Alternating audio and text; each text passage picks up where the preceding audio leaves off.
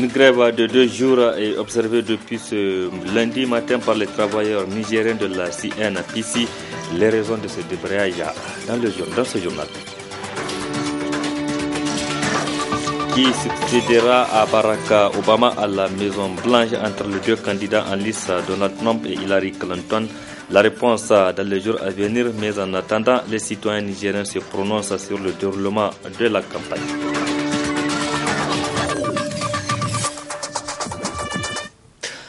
Lundi 7 novembre 2016, mesdames et messieurs, bonsoir et bienvenue à tous à ce journal de ce jour. Que nous débutons avec cette note nécrologique. En effet, le monde de la communication est en deuil depuis ce matin avec le décès du secrétaire général du Conseil supérieur de la communication CSE dans un accident de la route dimanche nuit. Hama Tini a été enterré cet après-midi même au cimetière musulman de Yantala. Ils étaient nombreux, ses parents, amis et collègues qui l'accompagnaient jusqu'à sa dernière demeure, parmi lesquels Sidi Ousmane et Saldoumi. De Dieu nous venons, à lui nous retournerons, et c'est ainsi que toute âme goûtera à la mort. Une vérité immuable à laquelle n'y a pas échappé Hamatini. De son vivant, secrétaire général du Conseil supérieur de la communication CSC, arraché à la grande affection de tous, parents, amis, connaissances et collègues, ils ont tenu à l'accompagner jusqu'à sa dernière demeure. Du défunt, sans langue de bois aucune, que de très bons souvenirs, des rapports empreints de respect et d'estime. Les petites occasions que j'ai eues de connaître le défunt me donne l'impression d'un homme, en tout cas respectueux des textes, très rigoureux, et ses collaborateurs nous en parlent. Le souvenir le plus marquant que je garde, c'est celui d'un homme sociable, toujours disponible, à la disposition de sa famille, à la disposition de ses amis. C'est vraiment une perte énorme que toute la famille, nous venons de faire, parce que je fais partie de cette famille aussi. Et nous prions Allah subhanahu wa ta'ala qui nous assiste dans cette épreuve tragique, et que Allah subhanahu wa ta'ala pardonne à l'âme du disparu, qui est notre frère Hamatini. Moi, en réalité, c'est un frère pour moi, c'est un collègue et aussi un confident pour moi. Hamatini, il vous souviendra que cette année, par la grâce de Dieu, il a effectué le pèlerinage. Il a effectué le pèlerinage et nous pensons que grâce à ce pèlerinage, Inch'Allah, Allah va lui pardonner. Et tout celui qui a connu Hamma, il sait que Hamma, c'est quelqu'un qui travaille avec les gens avec courtoisie. C'est quelqu'un qui marque sa disponibilité pour écouter, pour assister et pour encourager. C'est un homme modeste, un homme travailleur, humble, qui aime son travail. Il est là depuis la création il a vu passer tous les différents présidents du CSC. Donc nous venons de faire le colloque du 25e anniversaire du CSC et il était l'homme orchestre. Depuis, rien qu'à travers ses propos, à travers ses interventions, vous saurez tout d'emblée que c'est quelqu'un qui maîtrise la matière, la régulation. Il a vu passer tous les différents présidents du CSC et c'est un homme organisé. Marié et père de plusieurs enfants, Hamatini, tout le temps qu'il occupa le poste stratégique de secrétaire général de l'instance de régulation, a su faire montre de qualités exceptionnelles, serviable et à l'écoute de son prochain, avec ce sourire légendaire. L'homme avait marqué son passage, mais aussi il avait su insuffler et impulser cette nouvelle dynamique à l'instance de régulation. C'est pourquoi, au-delà du monde de la régulation, celui des médias, le Niger tout entier pleure ainsi Hamatini, reposant PSG, que la terre te soit légère. Amin.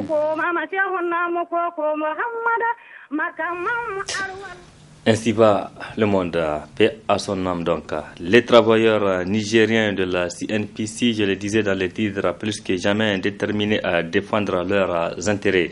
Depuis ce matin, ils ont entamé une grève de 42 jours donc. Le collectif des délégués du personnel exige entre autres l'arrêt de toute forme de discrimination et le retour sur la table de la négociation entre les deux parties. Le reportage est signé Arita Salah et Ibrahim Abdou. Début ce jour de la grève de 48 heures déclenchée par les agents de la CNPC. Une grève qui intervient après leur assignation en justice par la CNPC. Heureusement, cette société a été déboutée.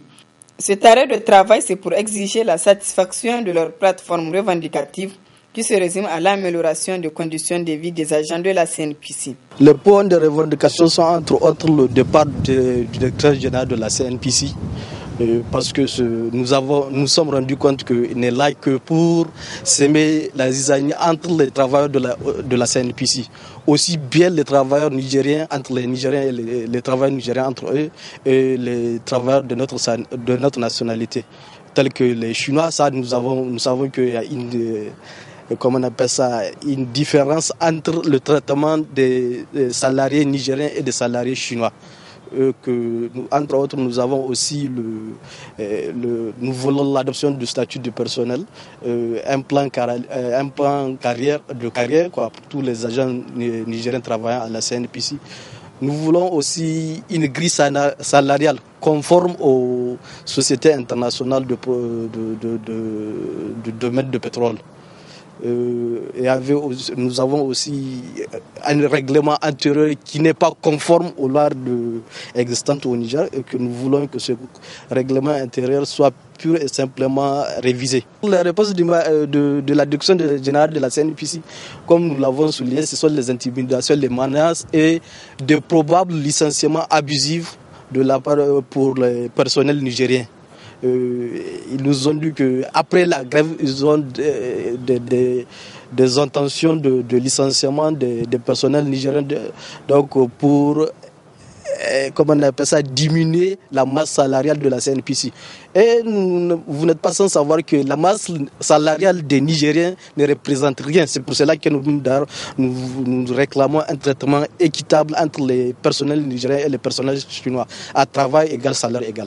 À en croire le délégué du personnel, la grève est suivie tant à Niamey qu'à Agadem en passant par la Souraz.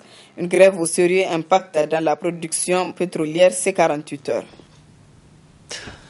Bientôt, les véhicules nouvellement achetés vont être dédouanés par une nouvelle société qui vient de voir le jour au Niger. Une décision qui pourrait avoir des conséquences, notamment l'augmentation des prix de dédouanement, ce qui condamne certains acteurs actifs dans ce domaine. Reportage Nafisa Zakou et Chebigiso.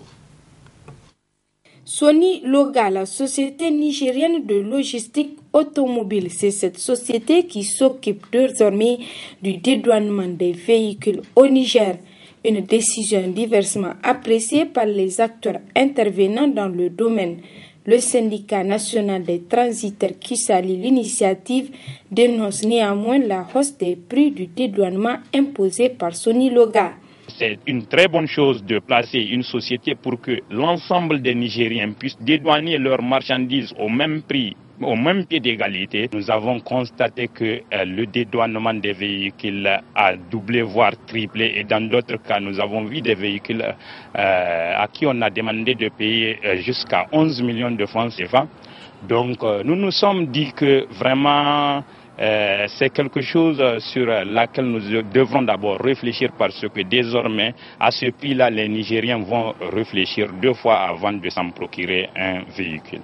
Concernant surtout la catégorie des véhicules de plus de 10 ans, dont d'habitude nous avons l'habitude d'utiliser des valeurs résiduelles, c'est-à-dire le véhicule, son dédouanement ne va pas dépasser 350 000 francs. Mais avec la nouvelle société Sony Loga, j'ai ici le dédouanement, la valeur d'une Toyota Camry, année 1997. Donc nous sommes en 2016, ça veut dire que ça fait 19 ans, auquel on a donné une valeur de 1 369 000 francs qui va payer jusqu'à dans les environs de 800 000 francs de droits de douane. Donc nous nous sommes dit que le gouvernement se doit de réfléchir pour savoir quelles sont les bases. Nous, au niveau du Sénat, nous aimerions comprendre quelle est la base sur laquelle la société nigérienne de logistique automobile se focalise maintenant pour donner des valeurs à des véhicules ayant dépassé nettement les 10 ans. Donc nous ne savons pas au niveau, même nous en tant que professionnels, nous ne savons pas comment ils font leur travail, mais ce qui est sûr, c'est qu'une nouvelle forme d'arnaque et une nouvelle forme aussi d'escroquerie viennent de s'installer au niveau des petits véhicules. Le SNAT appelle le gouvernement à revoir cette nouvelle mesure au vu du contexte socio-économique difficile dans lequel le pays se trouve pour que les Nigériens puissent continuer à s'en procurer des véhicules devenus aujourd'hui une nécessité au Niger. Une mission du Fonds monétaire international FMI a séjourné au Niger pendant 2 semaines. Elle a eu des séances de travail qui ont pour but de créer des conditions pour accroître, entre autres, les recettes et maîtriser aussi les dépenses. Au terme de leur séjour, les membres de cette délégation ont animé une conférence de presse conjointe il y a quelques instants avec le ministre des Finances. Je vous propose de suivre un extrait. Le nouveau programme vise à préserver la stabilité macroéconomique et atteindre les objectifs de développement définis dans le document d'orientation économique. Au regard du niveau élevé des besoins de dépenses sécuritaires et la perspective des chocs sur les recettes budgétaires, les politiques du nouveau programme sont d'une part centrées sur la mobilisation des recettes intérieures, notamment grâce à l'élargissement de l'assiette fiscale, et de l'autre sur le renforcement de la gestion budgétaire en vue de fournir l'espace budgétaire et assurer la viabilité de la dette. Le programme contient également un solide agenda de réformes structurelles devant permettre de renforcer la gestion des finances publiques, d'appuyer la diversification de l'économie et renforcer la résilience, tout en tenant compte des capacités de mise en œuvre limitées. Dans l'ensemble, les résultats macroéconomiques du Niger sont restés satisfaisants en 2016, en dépit des chocs sécuritaires et humanitaires, des prix des matières premières défavorables et de la réduction des échanges avec les pays voisins. La croissance du produit intérieur brut devrait augmenter pour passer de 3,5% en 2015 à 4,5% en 2016, soutenu par une bonne campagne agricole 2016-2017, et ce malgré les faiblesses qui subsistent dans les secteurs pétroliers et miniers. L'inflation serait contenue à 1,6% en 2016. L'exécution budgétaire a été entravée par un niveau de recouvrement de recettes en deçà des objectifs, reflétant en partie les prix de base, les prix bas des matières premières et les problèmes économiques dans les pays voisins. Cependant, à la fin de juin 2016, la plupart des objectifs budgétaires du programme hors recettes ont été atteints. Des progrès ont également été faits dans la mise en œuvre des réformes structurelles, malgré quelques retards enregistrés. Demain, 8 novembre 2016, les Américains seront aux urnes pour élire leur nouveau président, qui succédera à Barack Obama à la Maison Blanche entre Donald Trump et Hillary Clinton. Nous le serons au terme de ce scrutin de demain. Ici au Niger, ils sont nombreux les citoyens qui ont suivi de près le déroulement de la campagne présidentielle aux États-Unis. Je vous propose de suivre leur réaction. En tant que citoyen nigérien et en tant que citoyen africain, je n'attends rien des élections des États-Unis. Que ce soit Trump ou Hillary, ils sont élus par les Américains, pour les Américains. C'est vrai, il y a une illusion qui fait croire, surtout quand Obama a été élu, où les Africains se substituent même aux Américains pour croire qu'il allait venir faire. Non, il ne fera rien du tout. Les États-Unis, ce n'est pas l'Afrique. Les gens sont élus par les Américains et ils n'agissent qu'au nom des Américains. Les enjeux, c'était un enjeu en fait au niveau en fait des personnalités des candidats en fait. Lui, de par ses déclarations, ses agissements et ses comportements et son passé, il n'inspire pas beaucoup confiance. Et du point de vue international, les gens craignent ce gars qui est imprévisible.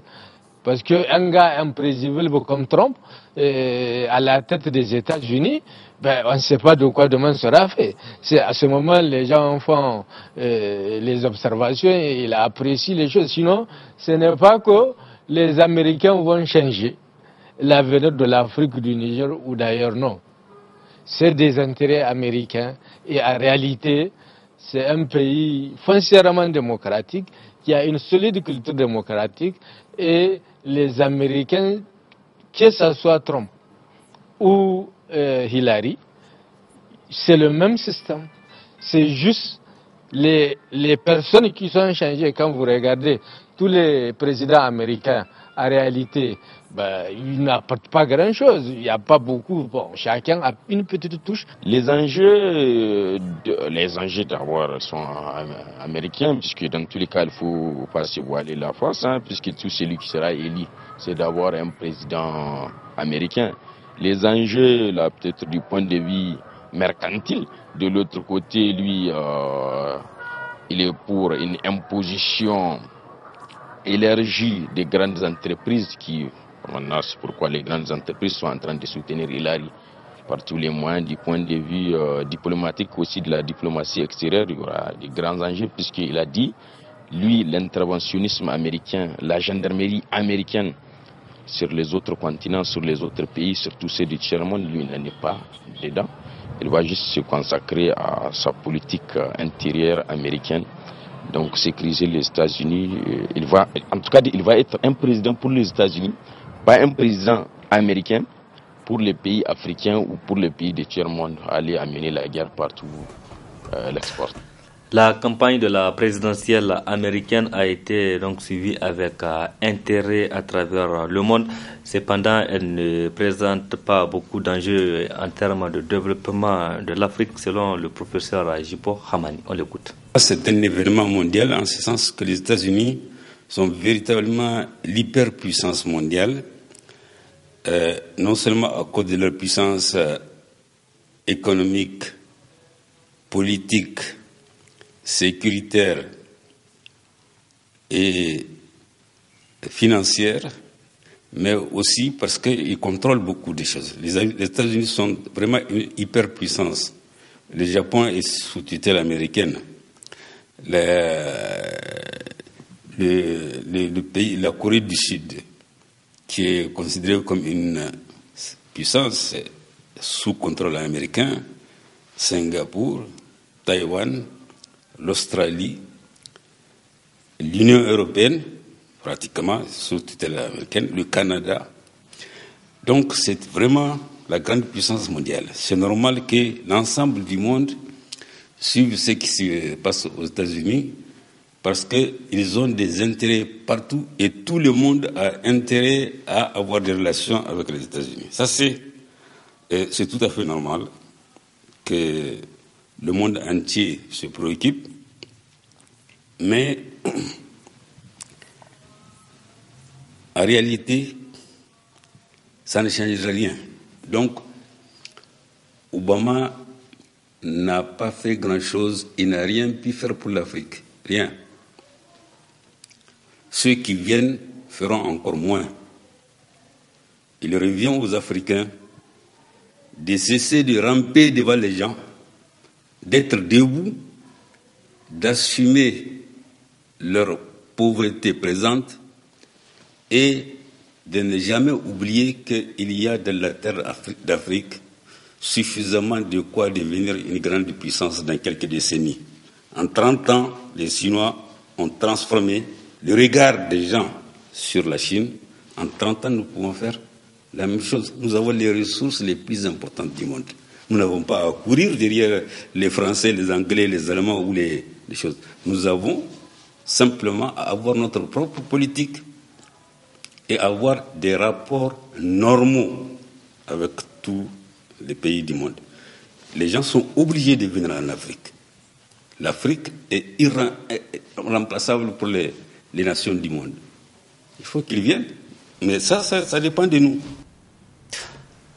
La crise au MPR Jamhuriya, on en parle depuis la récente formation du gouvernement et le retrait de la confiance à Wassalke Boukari par la coordination de Tilaberi.